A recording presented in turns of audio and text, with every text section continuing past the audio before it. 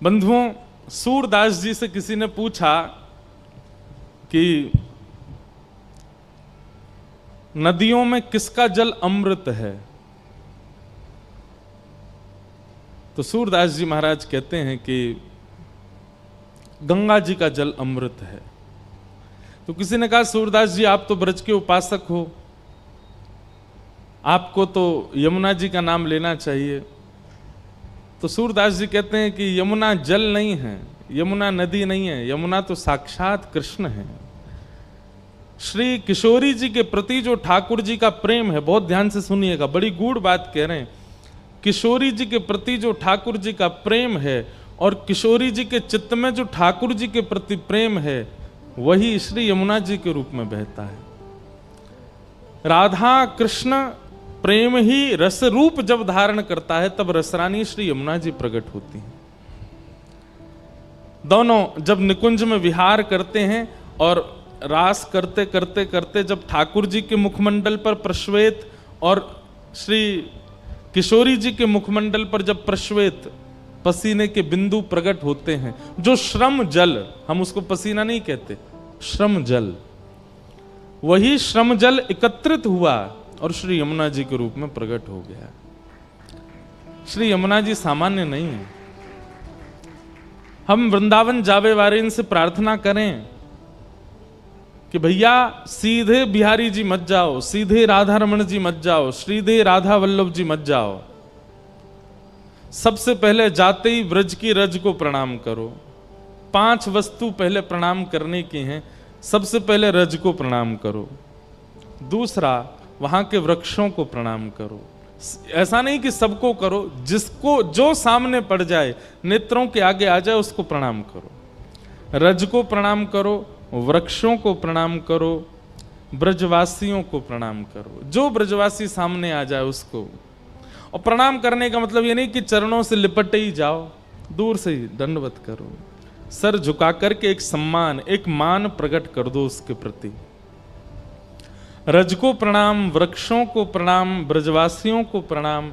और चौथा प्रणाम हम बताते हैं श्री गोपेश्वर महादेव।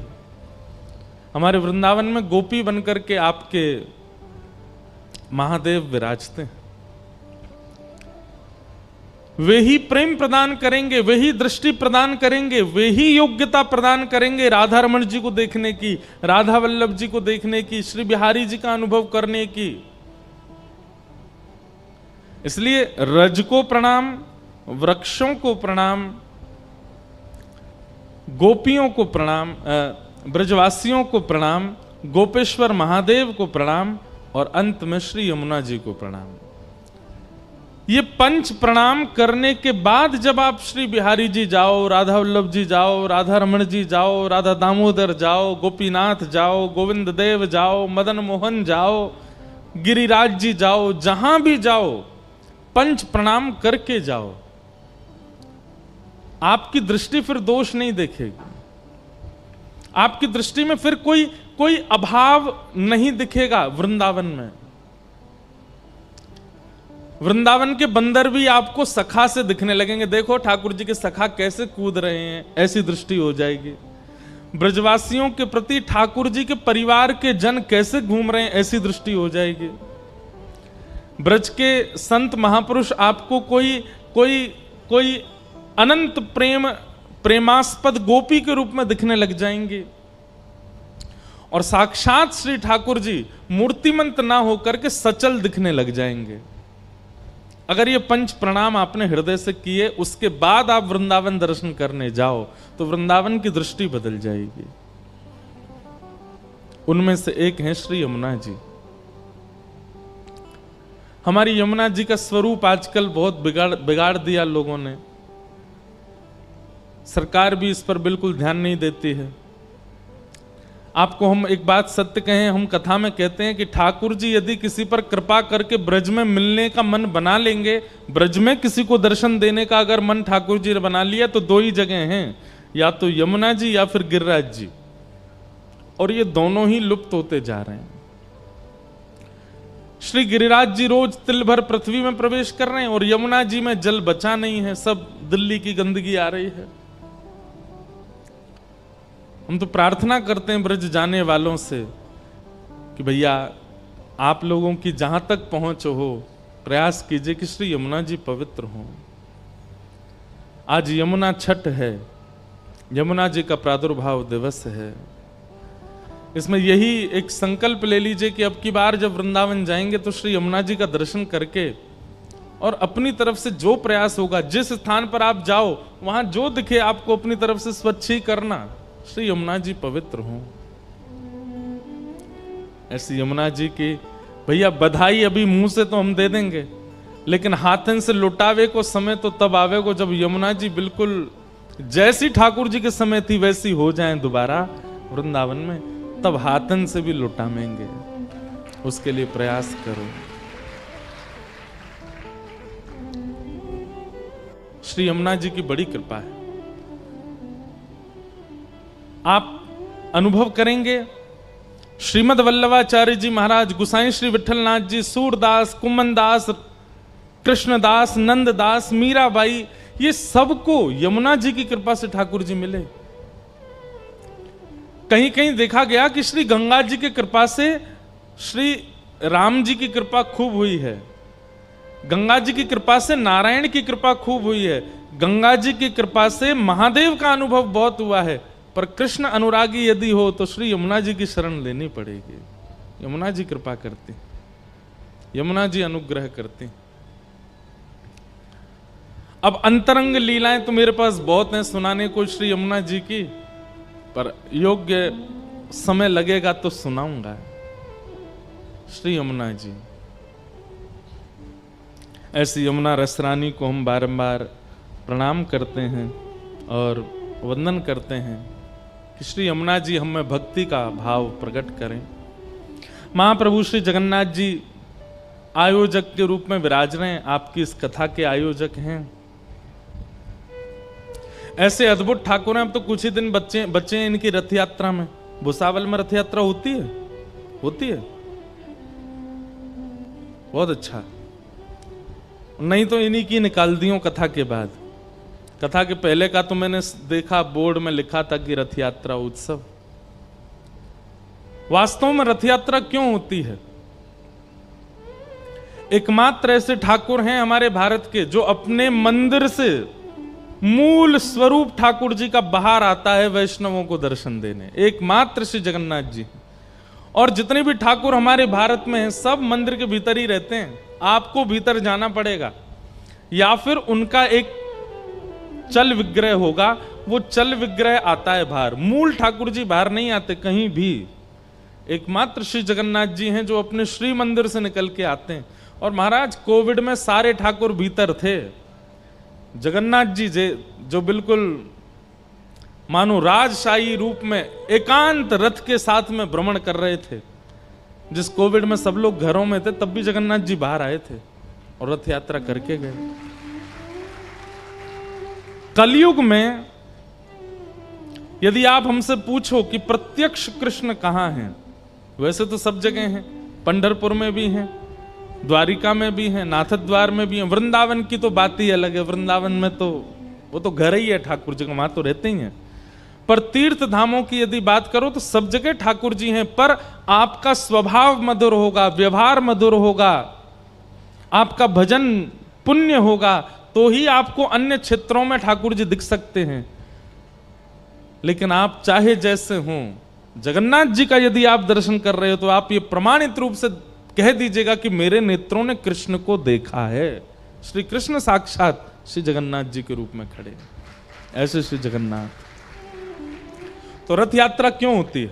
इंद्रद्युम्न राजा जिसके यहां भगवान कृपा करके प्रकट हुए। कथा तो पूर्व की बहुत बड़ी है कि इंद्रद्युम्न पर कैसे कृपा की भगवान ने। लेकिन जब भगवान जगन्नाथ बनकर के इंद्रद्युम्न के यहां प्रकट हो गए तो इंद्रद्युम्न और उनकी पत्नी का नाम था गुंडीचा। क्या नाम था? गुंडीचा। इतनी सेवा करते थे जगन्नाथ जी की, पुष्प की सेवा, प्रसाद की सेवा, वस्त्र की सेवा सब अपने हाथों से करते। मतलब राजा अपने राज सिंहासन पर ना जाने कितने दिनों से बैठा ही नहीं है। पूरे दिन कहां रहते हैं? मंदिर में ही रहते हैं। मीराबाई कहती है ना, चाकर रहसूं बाग लगासूं, नित उठ दर्शन पासूं, वृंदावन की कुंज गलिन में हरि की लीला गासूं, श्याम मन चाकर राखो जी, हरि जी मन चाकर राखो जी। भैया एक बात प्रमाणित रूप से मान लीजिएगा कि यदि भक्ति आपके चित्त में प्रबल हो रही है, सामान्य है तो बात अलग है, लेकिन अगर वो बढ़ रही है तो जैसे जैसे भक्ति बढ़ेगी वैसे वैसे सेवा में रुचि बढ़ेगी, ठाकुर जी की सेवा में रुचि उतनी ज्यादा बढ़ती जाएगी। आज श्रृंगार ऐसा हो, आज सिंहासन ऐसा हो, आज प्रसादी ऐसी हो, आज वस्त्र ऐसे हो, आज माला ऐसी हो, इसमें दिन प्रतिदिन रुचि बढ़ने लगे। कई लोगों का कैसा होता है कि श्रृंगार से, सेवा से धीरे धीरे मन भरने लगता है, इच्छाएं अब ठीक है, अब इतना ऐसे ही बहुत है, इतना ही बहुत है, ऐसा होने लगता है। पर नहीं, दिन प्रति सेवा के प्रति और रुचि बढ़े और रोज ठाकुर जी से प्रार्थना करें, हम तो कुछ करते ही नहीं है नाथ, आप कृपा करो हम और सेवा कर सकें। ये चाकरी का भाव ठाकुर जी की सेवा में अन्य दिनों से ज्यादा बढ़ने लग जाए तो समझो कि ठाकुर जी आपकी भक्ति स्वीकार कर रहे हैं। और कहीं आलस आता है। हम अपनी बात बताएं आपको, बहुत ध्यान से सुनिएगा। कथा में हमारा मन होता है कि हर दिन हम कुछ नया कहें, हर दिन हम कुछ नई बात सुनाएं, हर बार एक ही विषय को कुछ नए तरीके से प्रस्तुत करें और इसी चिंतन में ही लगे रहते हैं। भागवत जी हमारे लिए श्री गिरधर लाल जी एक तो हैं ही हैं ठाकुर जी, भागवत जी हमारे लिए प्रत्यक्ष गिरधर लाल जी दोनों हैं। वो ठाकुर जी का स्वरूप है, ये ठाकुर जी का अक्षर स्वरूप है। यहां बैठ करके हम क्या करते हैं, आपको कथा थोड़ी सुनाते हैं, हम तो भागवत जी का श्रृंगार करते हैं। किसी किसी को भा जाता है, ये माइक गिर के मोहर लगा रहा, हाँ सही कह रहे हो श्रृंगार कर रहे हैं भागवत जी का। जैसे पुजारी श्रृंगार करता है तो पर्दा खुलते ही कई लोगों को तो ठाकुर जी इतने भा जाते हैं कि उनके नेत्रों से आंसू गिरने लगते हैं। कई लोगों को लगता है हाँ और मंदिरों की तरह ये भी ठाकुर जी में प्रणाम करो, चलो। ऐसे ही भागवत जी प्रारंभ होते ही मानो जैसे पर्दा खुला, आप सब दर्शन कर रहे हो, अब कानों से श्रवण करके दर्शन करना है। कथा सुनना बहुत कठिन काम है, सुन करके दर्शन करना ये क्रिया है। और यहां वक्ता क्या कर रहा है, भागवत जी के विषयों का श्रृंगार कर करके परोस रहा है। कई लोगों को भाता है, ऐसा भाता है कि नेत्र बंद हो जाते हैं, अश्रुपात होने लगते हैं, मन बुद्धि बिल्कुल एकाग्र हो जाती है, तन की स्थिति भूल जाते हैं। और कई लोग ऐसे होते हैं कि उनको बस ये लगता है कब समय पूरा हो जाए यहां से, ऐसा भी होता है। तो हम तो रोज श्रृंगार करते हैं और रोज भागवत जी के प्रति भाव रहता, आज कुछ नया श्रृंगार, आज कुछ नवीन श्रृंगार। चाकरी का भाव आना, प्रत्येक दिन आना, ये समझो कि आपकी सेवा ठाकुर जी स्वीकार कर रहे हैं। और हम तो नजर नहीं लगे हमारे भाव को, लेकिन हमको तो पता है कि ठाकुर जी हमारी भक्ति स्वीकार कर रहे हैं। कब तक करेंगे ये नहीं पता, पर अभी तो कर रहे हैं और ये करते ही रहें। और ठाकुर जी स्वीकार कर रहे हैं, इसका प्रमाण क्या है? नित्य नूतन, नित्य नवीनता। ठाकुर जी कौन है? नवनीत चौरम। कौन है? नवनीत चौरम। नवनीत किसको कहते हैं? मक्खन को। उसका नाम नवनीत क्यों है? रोज नया जो मक्खन है उसी को ठाकुर जी चुराते हैं, इसलिए नित्य कुछ नवीन भाव प्रकट होना, व्यास मंच से ठाकुर जी को प्रस्तुत करना ठाकुर जी का श्रृंगार है। और ठाकुर जी फिर उसको चुरा करके धर भी लेते हैं अपने पास।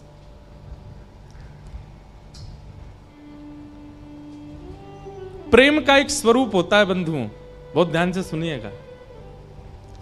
प्रेम का एक स्वरूप होता है, आपने अपने प्रेमी को कुछ दिया, उसने ले लिया, ये सामान्य है। लेकिन आपकी किसी प्रिय वस्तु को बिना आपसे पूछे आपके प्रेमी ने ले लिया, तो कई बार आपको बड़ी प्रसन्नता होती है, अच्छा हमारी प्रिय वस्तु को ये ले रहा है। जैसे छोटे बालक होते हैं, वो पिता को या माँ को जो बहुत प्रिय होती है चीजें, कभी कभी उसको खुद धारण कर लेते हैं या कुछ खुद अपने पास रख लेते हैं, खुद पहन लेते हैं, तो माता पिता कितने खुश होते हैं। हमारा प्रेमी जब हमारी ही किसी प्रिय वस्तु को खुद लेने की इच्छा रखे, खुद पाने की इच्छा रखे। अब पत्नी को कोई वस्तु बहुत प्रिय है, कुछ उसको खाने में बहुत प्रिय है, और पति इच्छा प्रकट करे मुझे तो वो खाना है, तो पत्नी अपने आप खुश हो जाती है, तो मेरी प्रिय वस्तु है, इसको खाने का मन है। ठीक वैसे ही प्रिय वस्तु प्रेमी को देना सामान्य बात है, पर आपकी प्रिय वस्तु प्रेमी के द्वारा हरण कर लेना, यह विशेष प्रेम का स्वरूप है। ठाकुर जी चोरी करते हैं, ठाकुर जी लेते नहीं हैं। वास्तव में भक्ति तो तब मानो कि आप सामग्री बना रहे हो रसोई में और थाली में परोस के दे रहे हो, तो समझो सामान्य भक्ति है। पर आपने रसोई में सामग्री बनाई और बना करके आपने सोचा मैं 1 मिनट थोड़ा हाथ धो करके आऊं, इतने में तो चोरी करके भाज गए, तब समझो कि हाँ ये विशेष भाव हुआ।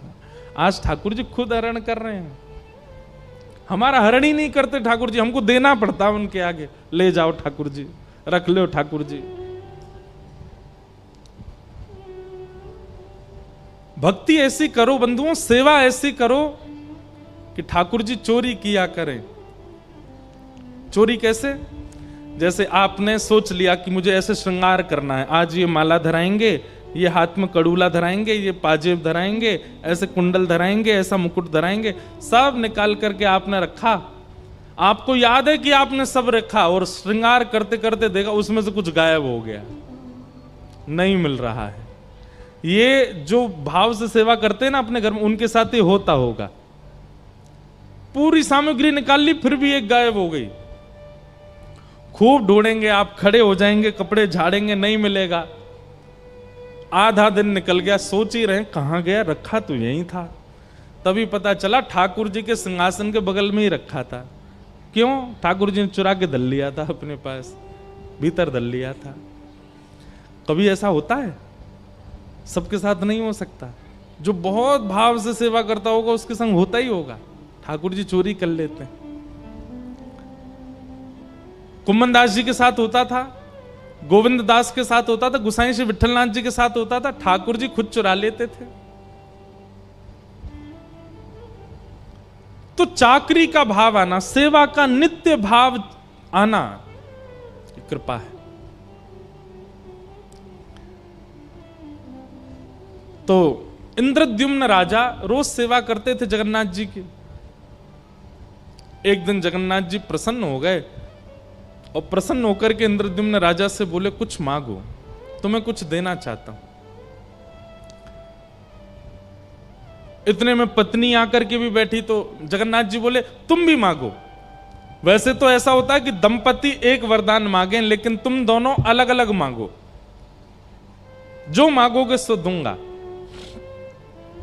इंद्रद्युम्न राजा ने नेत्र बंद करके क्या मांगा, ऐसा आश्चर्यजनक मांगा जगन्नाथ जी से। वो कहता है कि हे नाथ, ऐसी कृपा करना मेरा वंश वर्धन ना हो, मेरा वंश बस मुझ तक ही रहे, मेरे बाद कोई हो ना। जगन्नाथ भगवान बोले इंद्रद्युम्न राजा, ये कैसा वरदान मांग रहे हो? सब लोग अपना वंश आगे बढ़ाना चाहते, तुम कहते वंश ही ना बढ़े।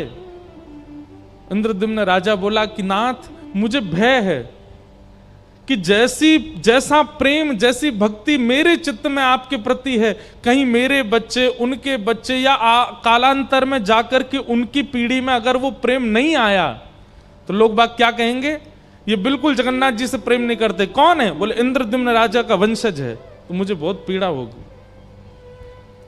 मेरा जैसा प्रेमी मेरे वंश में होगा इसकी मुझे गारंटी नहीं है, इसलिए मेरा वंश बढ़े ना, यहीं रुक जाए, मुझ पे ही अंत हो जाए, ऐसी कृपा करो। जगन्नाथ जी बोले वाह भैया, तुम्हारे प्रेम की हम बलिहारी, कैसा वरदान मांग रहे हो। ठीक है, तथास्तु। मन ही मन मांगा था, बोला था नहीं। बगल में पत्नी बैठी थी। जगन्नाथ जी ने कहा तुम मांगो, क्या चाहिए? पत्नी ने वरदान मांगा कि मेरी जैसी भक्ति करने वाला, सेवा करने वाला आपका सेवक और हमारा एक पुत्र जन्म ले।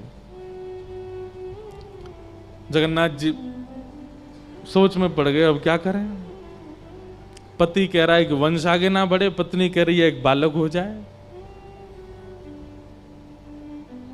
इंद्रद्युम्न राजा अपनी पत्नी पर नाराज हो गया, तुम महाप्रभु जगन्नाथ जी से संतान कैसे मांग सकती हो? तुम संसार की वस्तु मांग कैसे सकती हो महाप्रभु जी से? अरे तुमको जो रुचिकर लगा तुमने मांगा, मुझे जो रुचिकर लगा मैंने मांगा। एक संतान तो चाहिए। मां को तो तभी सुख मिलता है, ब्याह के बाद उसको इच्छा होती है कि मेरे गोद में मेरा बालक हो। महाप्रभु जगन्नाथ जी बोले, तुम लोग झगड़ो मत, मेरी टेंशन दूर करो। दो अलग अलग चीजें मांग रहे हो, तुम कहते हो संतान ना हो, ये कहती है एक संतान हो, कैसे होगा पूरा? इंद्रद्युम्न राजा बोला, आपको मेरी बात माननी पड़ेगी। गुंडीचा बोली, नहीं नहीं मेरी बात माननी पड़ेगी, भात दाल तो मैं ही बना के लाती हूं आपके लिए। महाप्रभु जी बोले, अच्छा रुक जा, हम तुम दोनों की इच्छा पूरी करते हैं। बोले क्या? इंद्रद्युम्न ने मांगा कि उसके संतान ना हो, नहीं होगी। और गुंडीचा आप कहती हैं कि आपको एक पुत्र हो, तो आज से लेकर के जब तक इस पृथ्वी पर सूर्य चंद्र का प्रकाश है, मैं ही आपका पुत्र हूं। और मां, आपके मन में आ रहा होगा कि मैं तो परमात्मा हूं और मैं तो जगन्नाथ बन के बैठा हूं दुनिया को दर्शन देने के लिए, और भगवान जब दर्शन में ही व्यस्त हैं तो मां को समय कब देंगे? आप चिंता मत करो, बस ये समझिएगा मैं दूंगा थोड़ा ही समय, लेकिन दूंगा। साल में हर साल अपने जन्मदिन, ठाकुर जगन्नाथ जी का जन्मोत्सव कब आता है? स्नान पूर्णिमा। स्नान पूर्णिमा के 15 दिन बाद रथ पर बैठ करके मैं स्वयं आऊंगा गुंडीचा आपके स्थान पर, और वहीं आपके हाथ के दाल भात खाऊंगा, आपके हाथ का रसगुल्ला पाऊंगा। आप जैसे एक बालक की तरह प्रेम एक बालक को मां करती, वैसे मुझे प्रेम करना, और 10 दिन जितना मुझसे होगा मैं आपके पास रुकूंगा। वहां मैं परमात्मा नहीं हूं, पर ब्रह्म नहीं हूं, वहां मैं आपका लाला हूं। आप मुझे लाला की तरह प्रेम करना, और फिर जब आपका मन पूरा हो जाए, मेरे से प्रेम हो जाए, दोबारा रथ में बैठ के फिर यहां आ जाऊंगा। अपनी मैया से मिलने जाते हैं ठाकुर जी रथ में बैठ करके, और मुझे श्लोक याद नहीं, जगन्नाथ जी का जिस मंदिर में जगन्नाथ जी विराजते हैं उसमें दर्शन करने का फल तो है ही, लेकिन गुंडीचा में जहां ठाकुर जी रथ यात्रा के बाद जाते हैं, वहां यदि दर्शन कर लिया, उस जो जगन्नाथ जी में श्री मंदिर में जहां जगन्नाथ जी विराजते हैं उसको कहते हैं ब्रह्मवेदी, और जहां ठाकुर जी गुंडीचा में विराजते हैं उसको कहते हैं जन्मवेदी। ठाकुर जी का जन्म उधर ही हुआ, श्री जगन्नाथ जी का। ठाकुर जी का उधर दर्शन करना, उसका कितना कोटि गुना फल होता है, उसका वर्णन नहीं किया जा सकता। यहां ठाकुर जी को परमात्मा मान करके देखना होता है, और गुंडीचा जब ठाकुर जी जाते हैं वहां ठाकुर जी को लाला मान करके देखना होता है। ऐसे महाप्रभु श्री जगन्नाथ जी। रथ यात्रा जिन भी नगरों में होती है वहां ये निश्चित होना चाहिए। कई जगह क्या होता है, मंदिर से निकले ठाकुर जी, घूम के फिर मंदिर ही आ जाते हैं। रथ यात्रा वैसी ही होनी चाहिए जिस कारण से होती है। मंदिर से ठाकुर जी निकले और एक स्थान कोई नियुक्त होना चाहिए, वहां ऐसा भाव होना चाहिए कि यहां ठाकुर जी की मैया विराज रही है, कोई एक माता नगर की या कोई भी एक मैया के रूप में वहां विराजे, वहां ठाकुर जी जामें, वहां ठाकुर जी विराजें। 1 घंटा 2 घंटा 4 घंटा शाम तक ठाकुर जी वहीं रहें, वहीं भोग लगे, वहीं शयन करें, और फिर वहां से फिर लौट करके मंदिर आवें। रथ यात्रा का ये क्रम होना चाहिए। ऐसे महाप्रभु हमारे अत्यंत प्यारे दुलारे श्री जगन्नाथ जी को बारंबार प्रणाम। हमने कहा था कि हम नित्य जगन्नाथ जी को प्रणाम करके कथा प्रारंभ करेंगे, क्योंकि कथा के आयोजक यही हैं, श्री जगन्नाथ। बोलो वृंदावन बिहारी लाल की जय। तो कल हम लोग श्रवण कर रहे थे भागवत जी का मंगलाचरण। 3 श्लोक हैं मंगलाचरण में, 2 श्लोकों का श्रवण कल किया था। तीसरे श्लोक में वक्ताओं का गुण बताया गया, वक्ताओं को समझने के लिए तीसरा श्लोक कहा गया। निगम कल्प तरोर्गलितम फलम सुखमुखादमृतद्रव संयुतम पिबत भागवतम रसमालयम मुहुर्हो रसिका भुवि भावुका। नैमिषारण्य क्षेत्र में 88,000 सौनकादि ऋषि बैठे हैं और उन सब ने सूत जी महाराज से 6 प्रश्न किए जिनमें भागवत की कथा चलती है। और इन 6 प्रश्नों का उत्तर देते हुए अब सूत जी महाराज यहां से कथा कहना प्रारंभ करते हैं। भगवान के अवतारों का वर्णन किया। अवतारों का वर्णन करने के बाद भागवत जी की रचना क्यों हुई ये भाव बताया गया। बहुत ध्यानपूर्वक सुनिएगा। वेद व्यास जी महाराज ने सब कुछ लिखा, 4 वेद लिखे, 18 उपपुराण लिखे, 17 महापुराण लिखे, उपनिषद लिखे, लेकिन वेद व्यास जी के चित्त को संतोष नहीं है। आप कुछ भी करते हैं जीवन में, अगर संतुष्टि ना हो तो अपनी क्रिया व्यर्थ की मेहनत सी लगती है। कोई सब्जी बनाना जानता है, रसोई अच्छी बनाना जानता है, अगर वो रसोई में कुछ बनावे तो उसको पता होता है मैं चाहे लाख लोग मेरी प्रशंसा कर लें लेकिन मैंने ये अच्छा बनाया ही नहीं है। और घर वाले कहने बहुत अच्छा बना, बहुत अच्छा बना, बहुत अच्छा बना, पर वो स्वयं जानता है कि नहीं अभी ये वैसा नहीं बना। उसकी संतुष्टि से ही प्रसादी जो है वो सिद्ध मानी जाती है। और कई बार ऐसा होता है, 4 लोग कहते हैं आज इसमें नमक कम था, आज इसमें नींबू कम था, या इसमें मसाले कम, तो वो जो बनाने वाला वो संतुष्ट है, तो वो कहेगा देखो तुम्हारी जीभ में ही कोई कमी होगी, आज बनाया तो मैंने बहुत मन से है, बहुत अच्छा बनाया, इसमें कमी हो नहीं सकती। कहीं ना कहीं आपकी क्रिया में आत्मसंतुष्टि जो है वो उस क्रिया को सिद्ध कर देती है। और कई बार ऐसा होता है कि क्रिया करने के बाद असमंजस बनी रहती है, कंफ्यूजन बना रहता है, पता नहीं अच्छा है कि नहीं, होगा कि नहीं, किया कि नहीं, आदि आदि। एग्जाम हॉल से बच्चे जब निकलते हैं बाहर, उनका चेहरा बता देता है कैसा पेपर दे के आए हैं। कई बच्चे जाकर के अपने माता पिता से कहते हैं बहुत अच्छा करके आया, बहुत अच्छा करके आया, पर मां समझ जाती है अच्छा ये हम अपनी बात बता रहे हैं। मां हमसे पूछती कैसा हुआ पेपर में, बहुत अच्छा हुआ। बोले इधर आंख में आंख डाल के बोल, हुआ तो अच्छा, कुछ क्वेश्चन छूट, कितने छूटे, छूट गए कुछ तो, कितने आए थे, मैंने कहा 50 थे, कितने करके आया,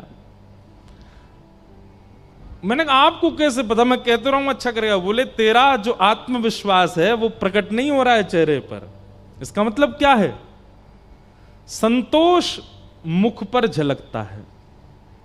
और जब संतोषी व्यक्ति होता है, अपनी क्रिया के प्रति निश्चित है कि उसका फल है वो उचित ही मिलेगा। लेकिन व्यक्ति कहीं कंफ्यूजन में है, असमंजस में है, तो निश्चित है कि वह क्रिया उसकी अच्छी हुई नहीं है।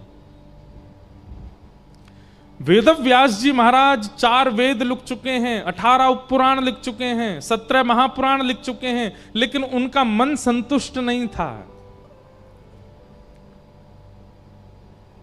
वे सोच रहे हैं कि कुछ तो छूट रहा है, कुछ तो कमी रह गई है, कहीं तो अपूर्णता सी लग रही है।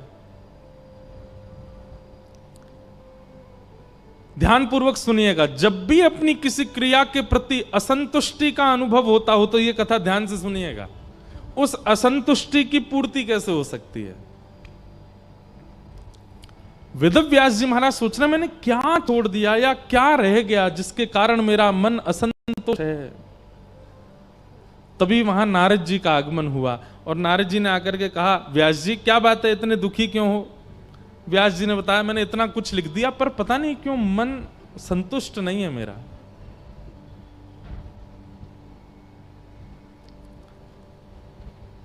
मैं अपनी क्रिया से, मैं अपनी लेखनी से सेटिस्फाइड नहीं हूं।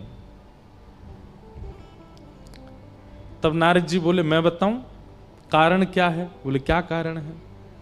तब नारद जी कहते हैं कि भवतानुदित प्रायम यशो भगवतो मलम ये नैवासौ न तुष्येत मन्ये तद्दर्शनम खिलम।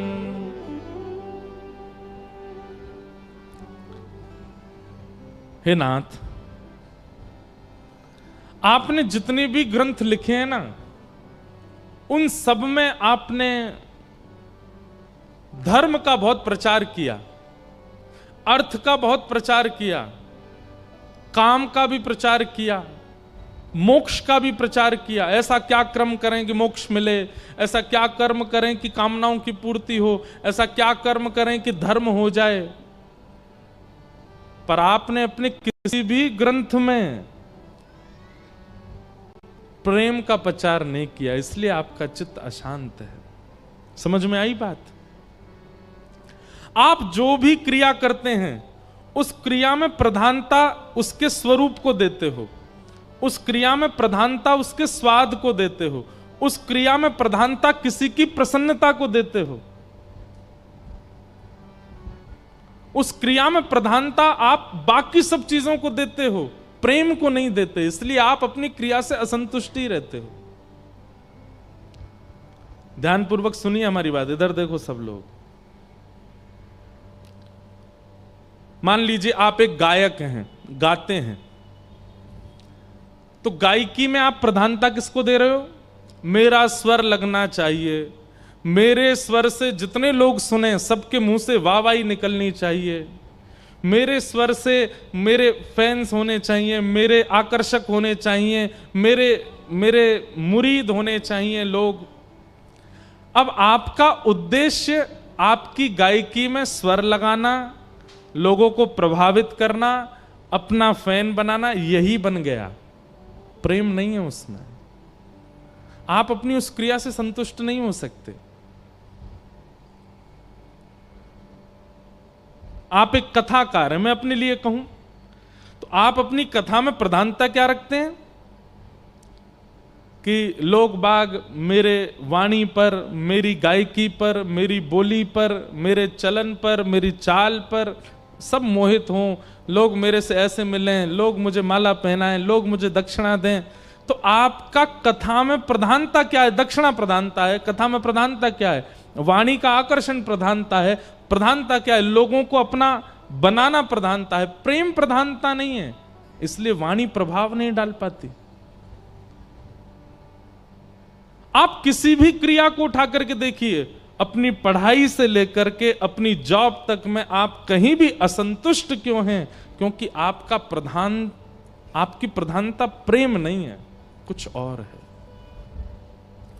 जिस दिन आपने अपनी क्रिया में प्रधानता प्रेम को देना प्रारंभ किया, आपसे ज्यादा संतुष्ट कोई नहीं है फिर संसार में।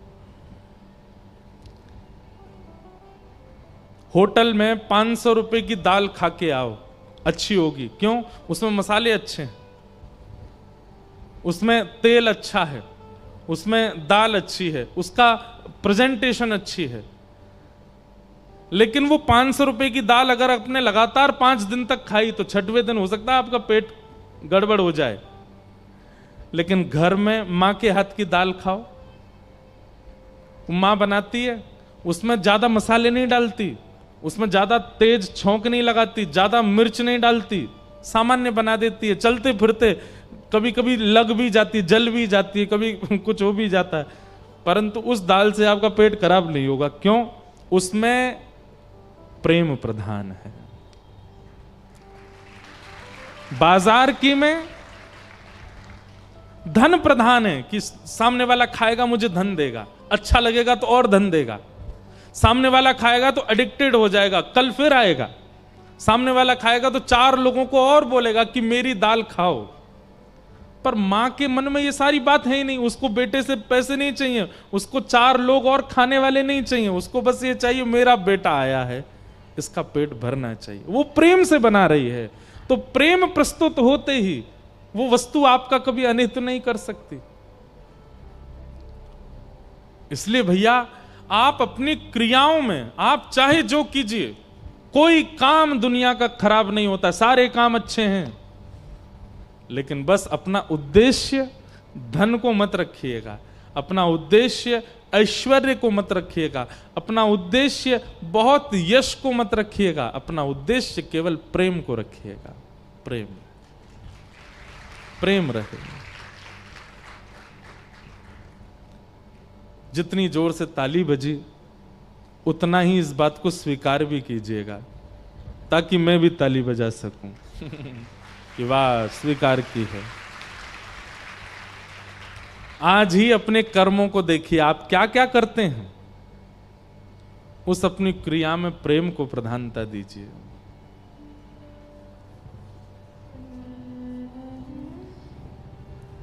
अब कई लोग ऐसे हैं संसार के, वो लोग कही गई बातों को किस रूप में ले लें कुछ पता नहीं है।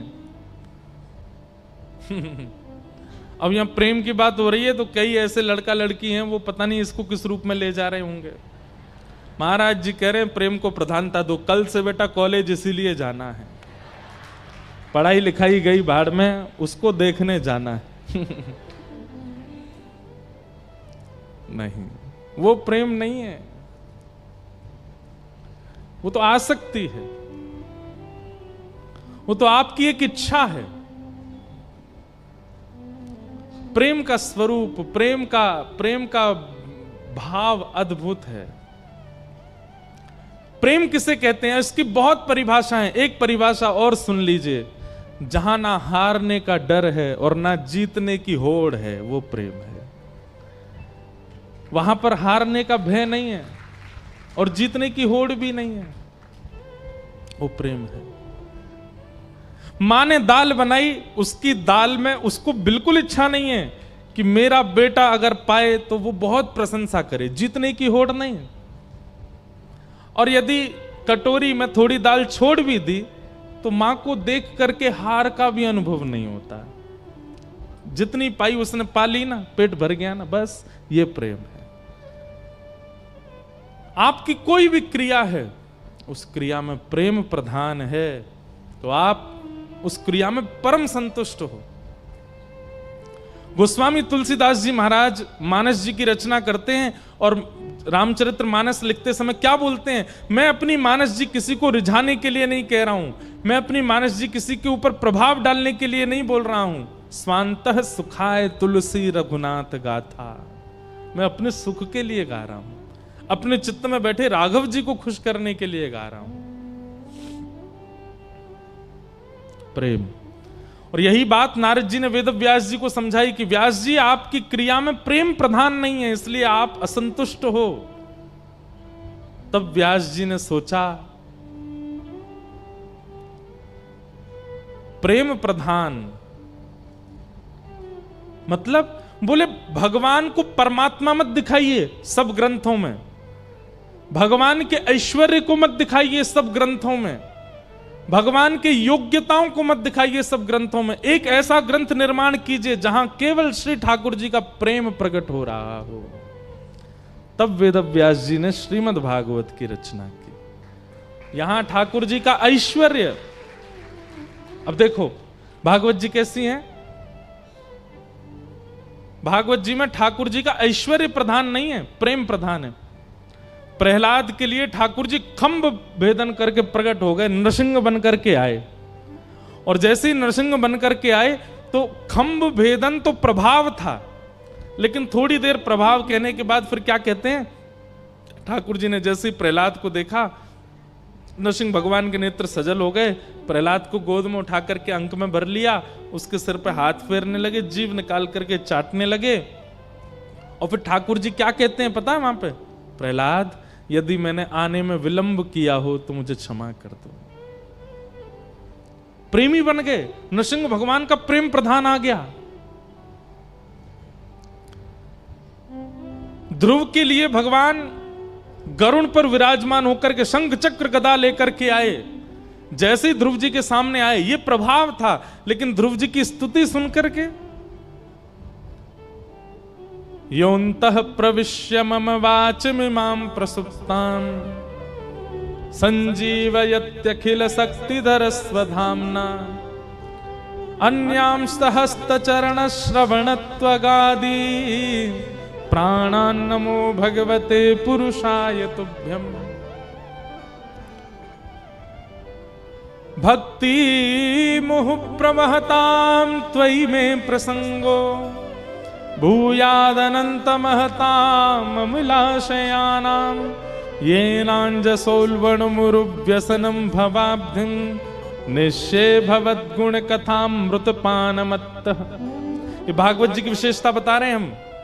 ठाकुर जी आए कैसे थे? प्रभावशाली बन के, चतुर्भुज रूप, गरुड़ पर विराजमान होके।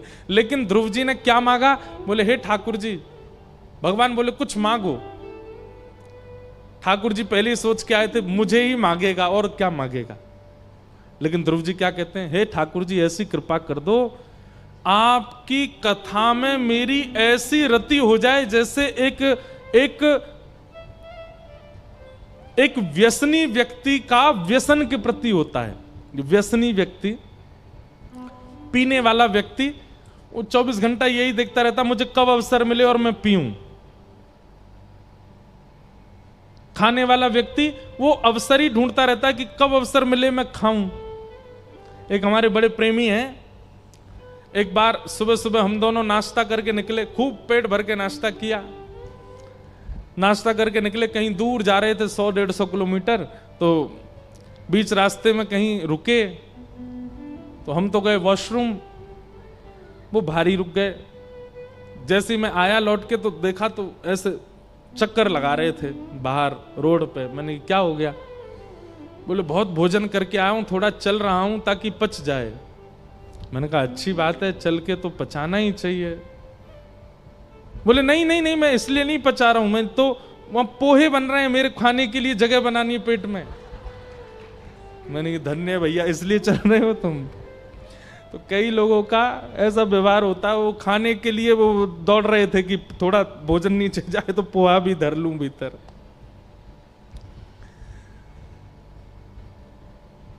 तो कई बार व्यसनी व्यक्ति यही सोचता रहता है मैं कैसे व्यसन करूं।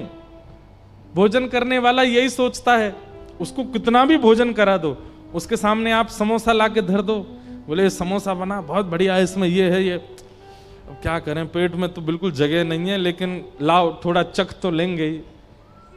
तो जिसको भोजन का बहुत ज्यादा शौक होता है ना, वो भरे पेट में भी 2-4 समोसा तो उड़ा लेता है।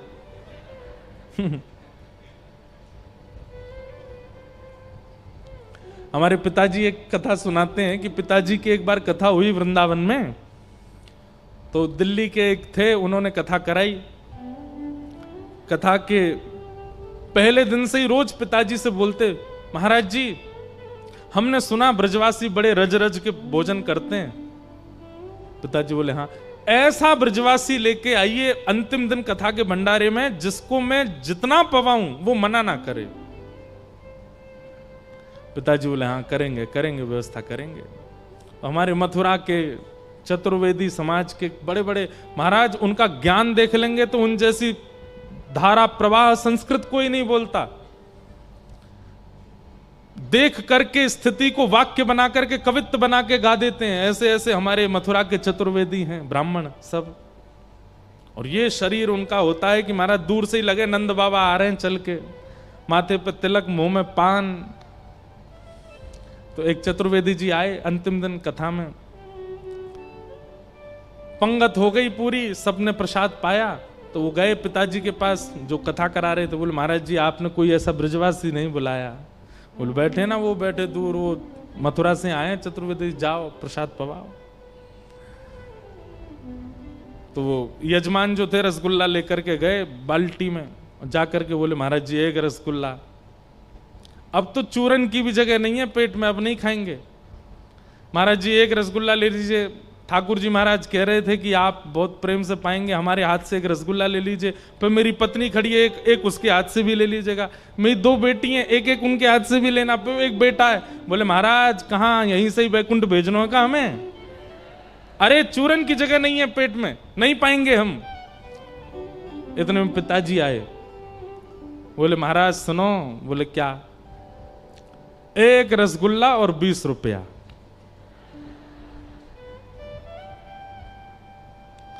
तो वो जो बैठे थे, जिनके पेट में चूरन की भी जगह नहीं, वो बोले थोड़ा रकम बढ़ाओ। बोले 50 रुपया प्रति रसगुल्ला लाओ, 4 धर दो यहाँ पे। और 4 रसगुल्ला लिए, 50-50 रुपया दक्षिणा ली, प्रेम से पालिए। ये तो तब है जब पेट में चूरन की जगह नहीं। उसके बाद सेठ जी बोले महाराज जी थोड़ा और आनंद, थोड़ा और आनंद। बोले क्यों, अब ठीक है? बोले हाँ भैया पा लियो। अब तो बिल्कुल पा ही नहीं सकते, अब तो पानी भी नहीं पिएंगे हम, सीधे मथुरा जाके पानी पिएंगे, बिल्कुल जगह नहीं है। बोले 100 रुपया अगर प्रति रसगुल्ला मिले तो थोड़ा सा और बढ़ाओ। बोले 120 रुपया प्रति रसगुल्ला लाओ, 4 और धरो यहाँ पे। 4 और पा गए। 8 रसगुल्ला तो तब पा गए जब पेट में चूरन की जगह नहीं थी। तो जब प्रसाद के प्रति किसी की बहुत इच्छा हो जाती है तो फिर वो कैसे भी खा लेता है। एक हमारे साथ भी चलते तो हैं परिकर में, एक हैं भैया, आए नहीं है यहां कथा में।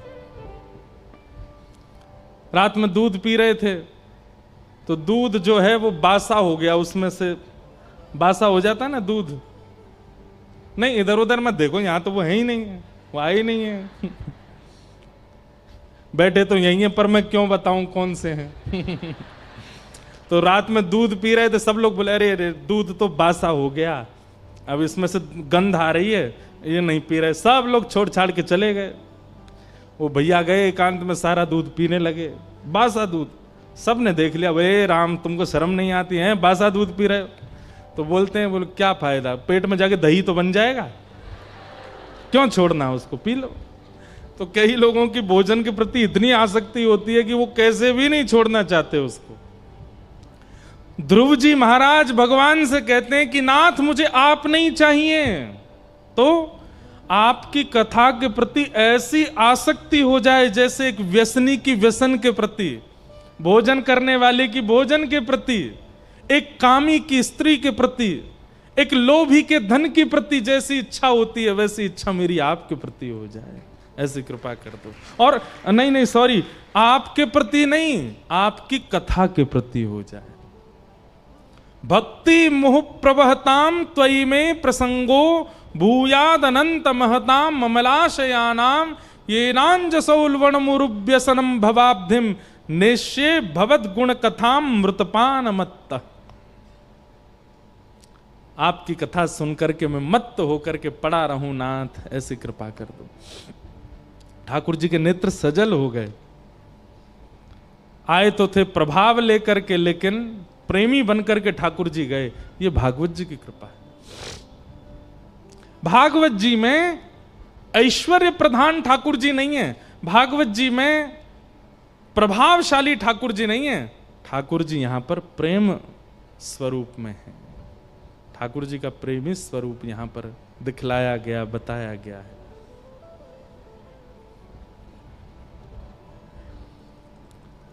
ऐसी प्रीत बढ़ी वृंदावन, ऐसी प्रीत बढ़ी वृंदावन। अरे एक कथा याद आई, सुना दूं फिर गाऊंगा।